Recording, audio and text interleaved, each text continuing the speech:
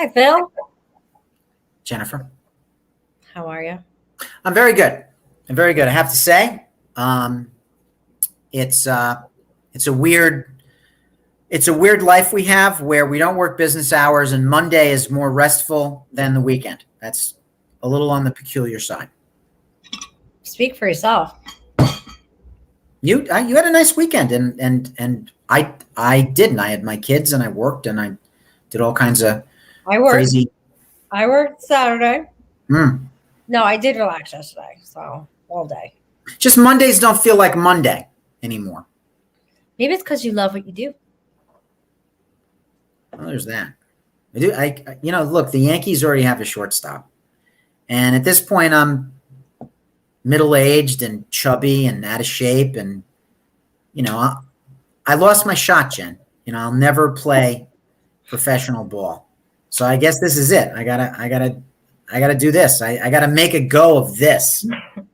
So you want to hear? Oh, look, you can see the corner of my. I gotta fix my background. Trying to tell you that.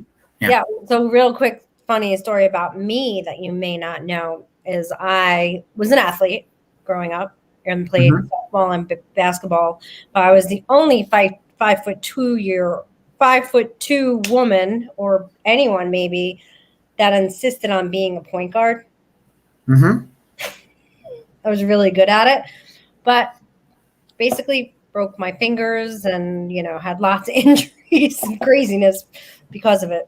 So there you go. Now you know. So you know that Muggsy Bogues, a NBA point guard, was 5'3". Okay. Spud Webb was 5'7". Kenny Wilson, who was the point guard for my senior year Villanova basketball team, was 5'9". So it's not a tall guy position. Just so you know. Not a 5'2" position. I will concede that. So we're going to talk about people living indoors. Yeah. But, look, the market's shifting. It's shifting slowly. I will agree with that. We all agree it's going to be a seller's market throughout the end of the year. But I already feel my house didn't sell this weekend and we put it on Thursday. What's happening? Right? So I think there's some things that the buyers and sellers need to understand. So, rate of sales. Number one, which is just basically how often a house sells. So I have something on the top of my head, so I'm just going to use this house since I did it the other day. So we have a house in Pauling.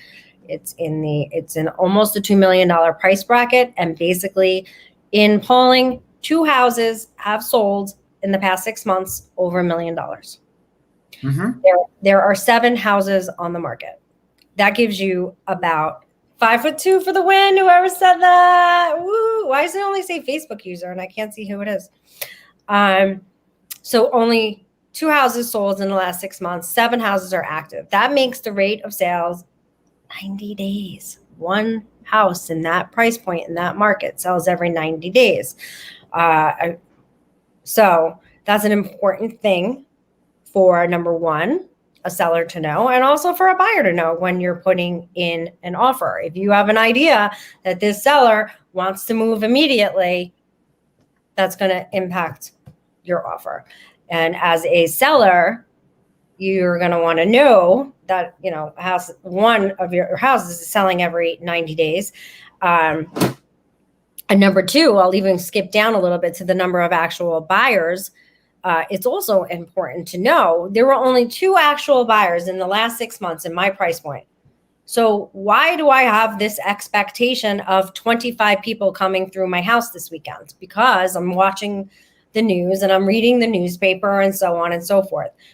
On the news and in the papers and all these different places, they're speaking in generalities, not specific to your price point, not specific to your market. So super, super, super important. An absorption rate basically comes from the rate of sales, and the absorption rate is just going to speak to how long it's going to take these 7 homes on the market in Pauling over $1 million to sell, which is basically 90 days times 7. It's a lot. It's a lot of days. So here's the news. Yahoo Finance, housing boom is officially over. That's hyperbole. Yeah. That is hype. What they're probably saying is that we're kind of post-peak. We are past the apex of the cartoonish, crazy, it's sold in 90 minutes with 15 offers environment that some sellers benefited from, but not everybody benefited from. And we're going back to a normal market. It's always funny when the market is so active that if something hasn't sold in 2 weeks, people are saying, well, what's wrong with it? It used to be in the crash 10 years ago, 12 years ago, if you sold something in 90 days, you were hot stuff. So times have changed. And I think that people need to understand that if they don't pivot with the market softening just a bit, that they're going to end up chasing it. And here's what I mean by that. We've got the macro, which is this enormous, historically exaggerated seller's market. And we've got the local market condition here where we're past the peak cycle of the school year where March, April, May, June, we were the busiest we've been in years. But now that we're looking at August and September, there's a whole chunk of the pie who have either decided they'll wait till next school year or now their new deadline is the end of the year, not the end of the summer. Right. Mix that with, that's the decrease in demand. Mix that with there's going to be an increase in supply. Moratoriums on foreclosures are going to go away. Moratoriums on evictions are going to go away. There's going to be a lot more motivated sellers who are in some sort of distress because not everybody won during the COVID economy, who are going to put their house on the market. And if you're a guy who would have been worth 400 but thinks it's worth 500 now, your competition is now a guy who's got the same house and is going to put it on the market for 375 because they have to sell.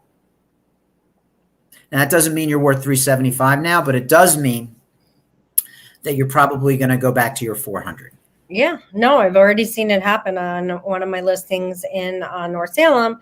Another $2 million listing. It literally, a house came on the market like right at $1 million, and we're at $1.8 million. Yeah, there's a 2,500 square foot difference. However, you're assuming everybody wants 2,500 square foot bigger. You're assuming all kinds of things. So it just cut us at the knees. And getting the seller to understand, doesn't matter if it sells quickly. They're thinking, oh, if it sells quickly, blah, blah, blah. But it's going to impact the appraisal regardless. Yeah, it will. So it's complicated. The devil is in all these details, but I think the I don't know what the term is, but there is some lag in consumer perceptions about how the market was. Like, for example, in 2007, 8, 9, we had to tell sellers that it was no longer their market. In 2012, 13, and 14, we had to tell buyers it was no longer their market, right? This is going to be interesting because it's still a seller's market, but it's a realistic seller's market.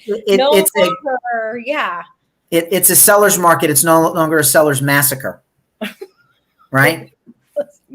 Buyers may only need to make 1 or 2 offers instead of 6 and 10, right? Right? You may sell for 99.8 of asking price or 100% of asking price, not 105%, right? So these are just the changes. And when people are self-interested and they have this sort of tunnel vision about what they saw on HGTV or Fox Business Channel or something like that, and they've got some guy out in like Provo, Utah, that's not our market. Right. That's not our thing, right? We have winters here. I know Utah has winters, but we have winters here. Miami doesn't. Yet. Exactly. All right. So educating the public that the market is slowing down, but it is not going to be blood in the streets. It's not going to be a crash. It's not going to be, this enormous sea change because the financial institutions are not going to stop lending money on a like screeching halt the way they did years ago. So as long as money is being lent and as long as rates are low. They'll add a little extra attractiveness there. But as long as the banks are lending, then there's going to be an active, viable, and robust market. It's just that the sellers are not going to get like the incredible leverage that they once had. Some will, look, a well-priced, well-appointed house that's well located will always have a shot at a bidding war. All right. But it's the other stuff that was getting a bidding war anyway. That'll probably disappear. I think there will be balance. I think sellers are still going to be okay, though. That's for sure. Yeah, I think sellers need to switch back to the, I call it a worry price. So what's a worry price? You price your house at a number where people come in and they say, we better put an offer in now because this isn't going to last. That's a worry price. Yep. So it's not underpriced, not overpriced, priced perfectly so that you create a sense of urgency. You need a sense of urgency, and get where you want to be, which brings you to the list to sale price ratio, which is going to be changing. But this drives me nuts. Our MLS does a really lousy job of tracking an actual list to sales price ratio because it doesn't track the initial sales price. It only tracks the last sales price to the sold date. Isn't that correct? You will see the original list price on the MLS, but they will not calculate the percentage based on that. You'll have to do a little extra math.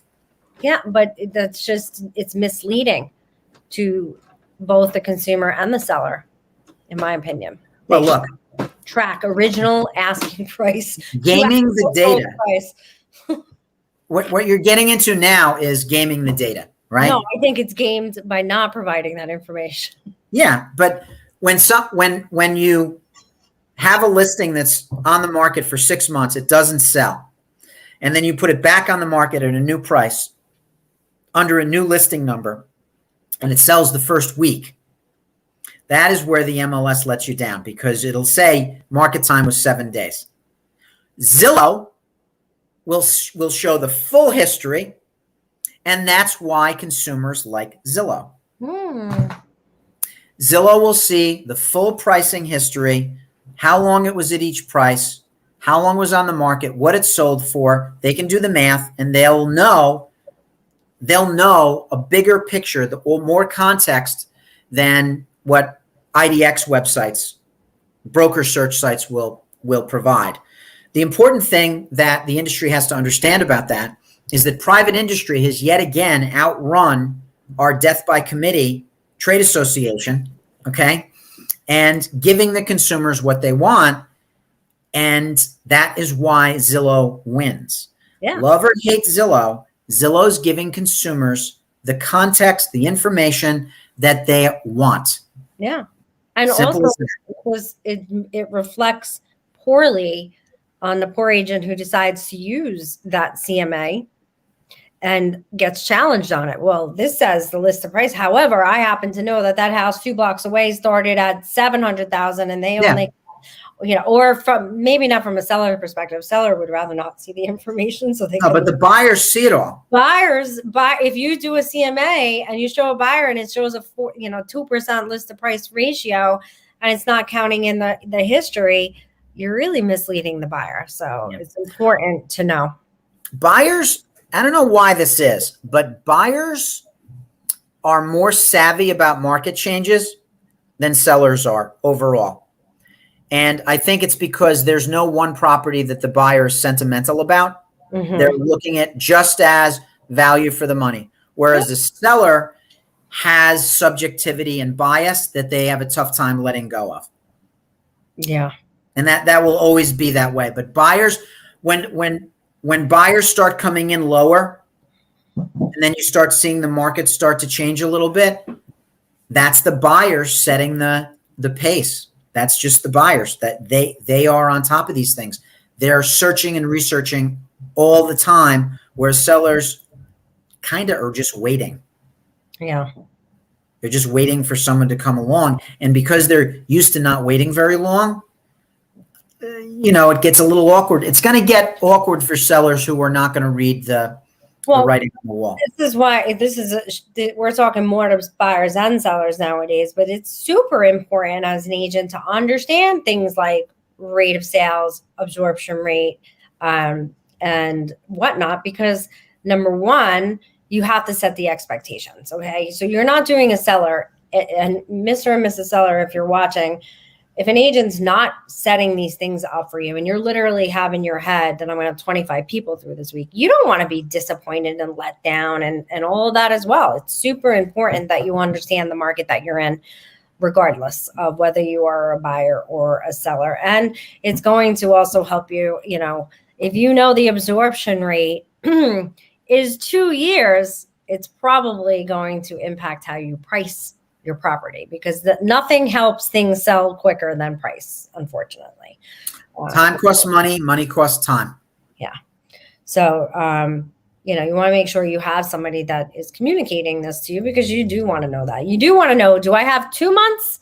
Do I have 6 months? And no, of course, just because the absorption rate is 2 years doesn't mean it's going to take 2 years to sell your house. However, if you're going to watch that house every single day, going to be a long process for you. It's going to be tense. And if you're expecting 25 people to come through your house and you get 0 for 3 weeks in a row, you're automatically going to think your broker's a failure. But if there was only 2 actual buyers in a price point in 6 months, it could make sense that nobody was there for 3 weeks. If only there were a brokerage that could track the number of matches there are to a specific house. Ooh, if only. And the other thing, which I forgot. Go ahead. Go on to your if only. Well, there are, the broker complaint. There are tools available to brokers, agents, to kind of give them a sense of how many buyers are out there for their listing. Right. You got to log in and you got to use it. But Real Scout, which is something that our agents use, gives you those metrics. And if you open up Real Scout in a prospective listing and you can see that there are dozens and hundreds of people that match up, whereas maybe only a few matching up with another type of property, perhaps one that's more expensive, the audience shrinks as the price goes up, by the way. I mean, it shouldn't be that big a shock.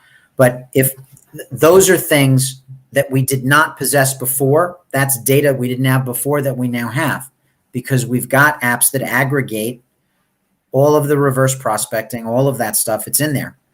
And that is why I think consumers should look for a tech-savvy agent. It is very, very crucial to the consumer that it's not just that we have a website or we have a Facebook page. There are technology tools out there that can work kind of ESP levels of magic to give people an idea of where they are. Yeah. Are they priced to sell? Are they priced to show? Are they priced to rot? Well, and there's metrics that people don't even consider looking at. Like literally, there could be like, you're on the fence. Should it be 600, 625, or 650? There could be such a huge difference between the amount of houses that actually sold between 625 and 650 than between 600 and 625. And it's not always intuitive. Like, yeah, you just said the higher the price point, but sometimes you'd be surprised in certain areas, it's the higher price point that could actually have more buyers. But oftentimes it's the lower price point. But if you know there's a difference between 30 houses sold between 650 and 675, but 75 houses sold between 600 and 625, if time is your problem here, you're going to want to go on the lower end of that, period. Because why? Because there's more actual buyers. You just described Armonk. Yeah, I'm sure I did. It's bizarre. You just described Armonk. I did a CMA this weekend. I met with some folks, and over 1 million sells way faster than under 1 million. Now, I have my theories as to why that happens, but over 1 million probably doesn't need much work, and under 1 million probably does. And the pool of buyers for a fixer-upper or something that needs updating is smaller. That is the thing. So what we're really pointing to is that this is a business, and we have to treat it like a business, and we're not just showing pretty houses. We actually have to do market research and our homework to properly serve the public on these things. And set your expectations and handle expectations properly. The math defines your path. Mm-hmm. God bless Mark Martin. I know he didn't make that up, but he gave me that phrase, and it's just the numbers. It's the math. That's why you love commercial real estate, because there's no sentiment in commercial real estate. It is just making the numbers work. Mm-hmm. Yeah, it makes life a lot easier. We don't talk about cap rates when we're in a master bedroom. No, and I subscribe to sentiment when it comes to pricing properties and falling in love with properties. It's my Achilles heel. If it's something really unique that I love, I have a hard time. So much easier with commercial. Well, you did good with the Mount Kisco property, the one with the greenhouse, because we raised the price. We had a target buyer. It sold. Everybody was happy. But you can do just about anything in this business counterintuitively if you do it mindfully. Exactly. And I think with that particular one, we had a plan. Mm-hmm. And God, I love driving past that house and saying, "We sold that." Yes. We did good with that. Actually, I took a listing from a broker again, so maybe it'll sell again. He was a good guy. He sent us pictures. Yeah, he's great. We love him. Yeah, it happened. It happened to me too. We've been on both sides of that. So and do your homework, do your research. If you're an agent, things are changing, and we have to have our ear to the ground. And if only there were, a broker who could give like an update video to their agents, to really give them, an idea. Well, that's your next assignment. I know. Got to get it done. So no trouble, not shy. Bottom line is, stop trying to sell your house on your own because you think it's the simplest market in the world, because it's not. It's tricky. There definitely was a few weeks there where anything would have sold. I won't disagree with that. However, there's probably going to be a lot of stuff that comes out of this market. People angry at agents, people angry at attorneys, people angry at sellers, people angry at buyers. And a lot of that is because it was complete chaos. So moving forward, we cannot operate under the assumption that everything we put on is going to sell. So you want to make sure, hi, Elise. You want to make sure you have a broker who does their homework, knows their metrics, knows their market, is working with you on this process, and that you price it in what I call a worry price. What do you call it? What's your pricing strategy in this market, Phil? Yeah, price to sell. Yeah. Price to sell. You can't underprice something because the market will respond. It'll get bid up. And we've got example after example after example. The dumbest words uttered right now is wiggle room. But you just hit the nail on the head. Like, stop thinking bidding wars are a good thing. You are not necessarily getting the highest and best out of a bidding war. You could have alienated, and I've said this before, not everybody wants to be part of a bidding war. So I would have to say, especially after this year, I think most buyers are obviously really shy of bidding wars. And I've seen where, we're good. We'll wait till the next house. They don't want the heartbreak. That's what the news articles are saying. That is what these, the media is starting to say this stuff. Burned by hot housing market, some buyers back off. That's from the New York Times. Now, and what they're not taking, there's a lot of variables with this Delta variant and the other variants that are coming out. There is some talk about going back to Earth. There is some talk about other shutdowns or, little more restrictions being put in place. So that could catapult us right back into the same scenario. But I don't think so. I don't think so. I equate this as the pandemic is like a big Band-Aid on like a man, right? Not a woman. And so the Band-Aid is almost off, but that last little spot is like the hairiest part on their chest. It's going to be a little hairy and a little difficult, but I think we're through the worst of it. So, Yeah, thanks for that really comfortable metaphor. Appreciate that. That didn't give me any queasy feeling at all. well, we're gonna have some shaky area, but I think we're gonna be good. So today, last thought from me at least, I got a call from a past client, sold her mother's house in New Rochelle, I want to say in about 2012. Such a nice lady. Her mom's still alive. Her mom's 95. Great to catch up. I love hearing from past clients. And she said, you must be having a blast with this active market. And I told her, no, it really is so extreme that it's not fun, because you have buyers who are getting their hearts broken 5 times before they actually either give up or find a place. There's a lot more stress and a lot more work just to get things done because the competition is so bitter. And you've also got sellers who are losing perspective and not realizing sometimes you got to leave a copper or two on the table to let the people think that there's a win-win going on here, right? So it is going to float back to earth. I think we'll elegantly make the adjustment, some better than others. But look, our greatest natural resource is bad decisions, right? I mean, that's the American way. Yes. It sure is. Well, I don't know. I'm looking forward to a calmer market and a calmer life. I don't know when that's coming. I don't know about a calmer life, Jen, but calmer market, balanced market we want. Balanced market for sure. All right. Anything else before you go make your market update video? Let's leave on a high note, just like Costanza. Okay. And if there's topics that you guys want us to cover, please leave them in the message box on wherever you are in Facebook world or YouTube, and we would be happy to cover those topics for you.